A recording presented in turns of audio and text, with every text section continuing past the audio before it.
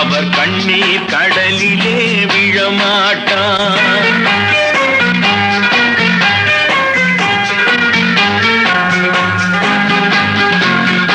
ஒரு தவறு செய்தால் அதை தெரிந்து செய்தால் அவன் தேவன் என்றாலும் விடமாட்டேன்.